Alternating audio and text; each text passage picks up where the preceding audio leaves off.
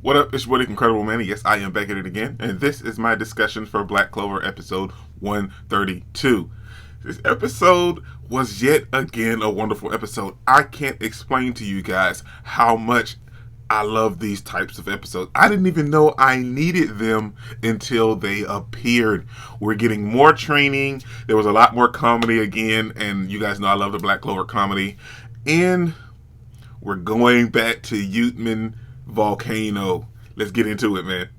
Just take it, don't wait for someone to break it. Take control, then don't just take it. Hey, you can make it happen. You just gotta take some action. Take the ship and be the captain. Okay, so we're going back to the basics. We're going back to Mana Zone training, and this episode picks up with the Black Bulls.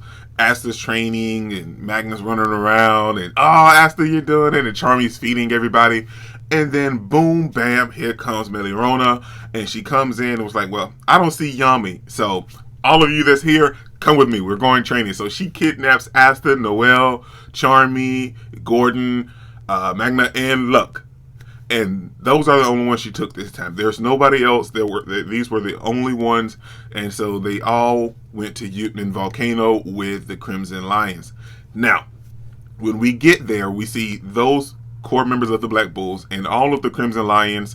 And we see Leo and the vice captain that was taken over during the Elven arc, and some of the other members, and they explained to the Black Bulls how sorry they were that they caused a lot of trouble to their fellow Magic Knight companions and everything. And it was kind of just like a nice recap to tell everybody, well, hey, these guys had got taken over by the elves in the Elven arc, and they felt sorry for what they did, and they apologized to the Black Bulls. But we're back to training, and the fun thing is now we have Gordon, Magna, Luck, Charmy, and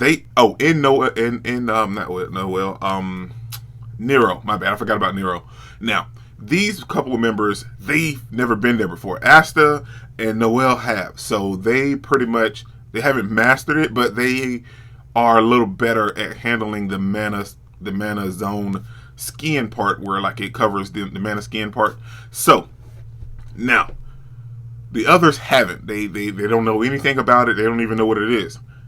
But in that, we see Captain Fuegolan also giving them like a little emblem that allows them to tap into that part of their magic powers and use it to a certain extent. But if they ever lose control, the magic item leaves, and then they could just die down there from the heat. But this time, they're not racing up the volcano. They're going under the volcano because Melirona wants them to, I guess, kind of extend and train a little more hardcore, because we're going up against the Spade Kingdom and pretty much another super strong devil. Now, with that, they have to go under the volcano, and Melirona explains that it's a lot stronger, the temperatures are a lot hotter, so you have to constantly stay in control of your mana skin and keep yourself covered the entire time, otherwise you're just gonna die.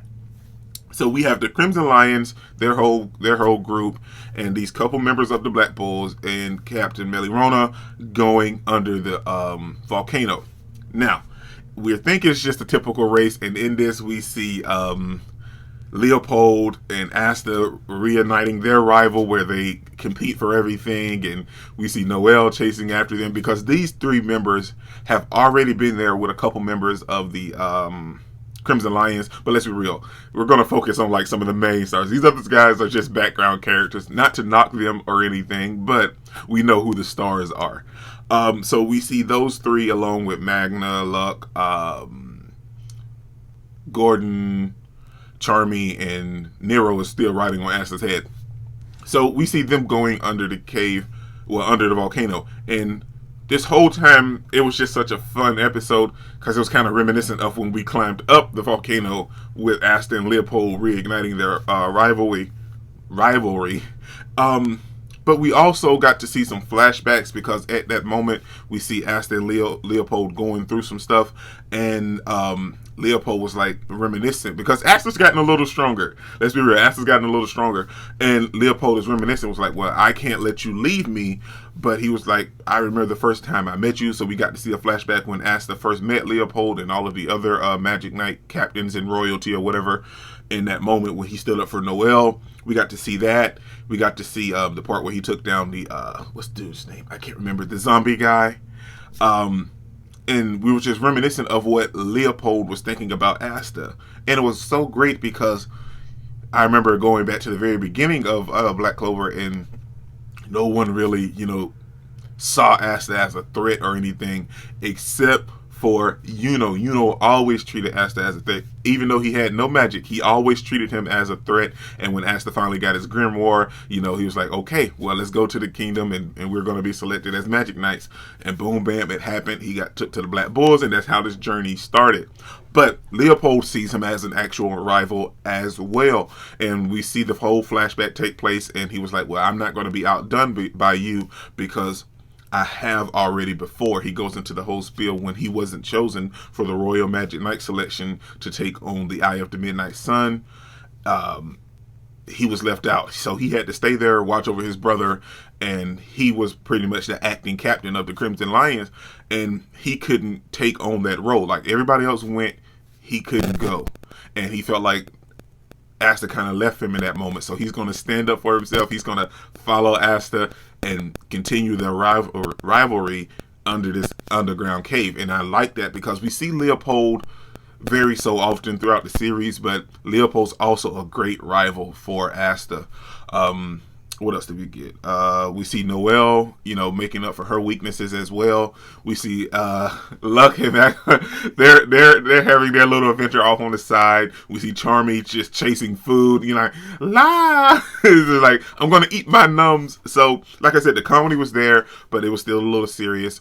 And then they come in contact with this huge spider that Melirona and Fuegolan knew was in there. But Melirona mentioned that every time she tried to attack it or fight it, it always ran away because it knows when someone is stronger than it. So it attacked the people that's not weak, but like he knew that they wasn't as strong as Melirona and Fuegolan. So he decided to attack Noelle, Asta, and Leopold, along with Luck, Magma, Charmy, and Gordon. Excuse me.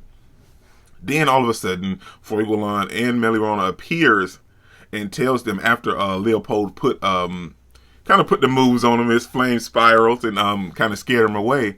And Melirona mentions that every time I try to attack it, it always camouflages itself and disappears. So I sense the mana from it, but also some human element in it as well. And that mentions, and Fuegolan's blasts this magic circle, and we see it's a dungeon. So there's a dungeon under the Yutman volcano, and this is turned in way more than a training session. So I'm hoping that we get some maybe some magic items or something from under the cave. In this dungeon that's under the volcano. This is legit. This is going way better than what I thought it was.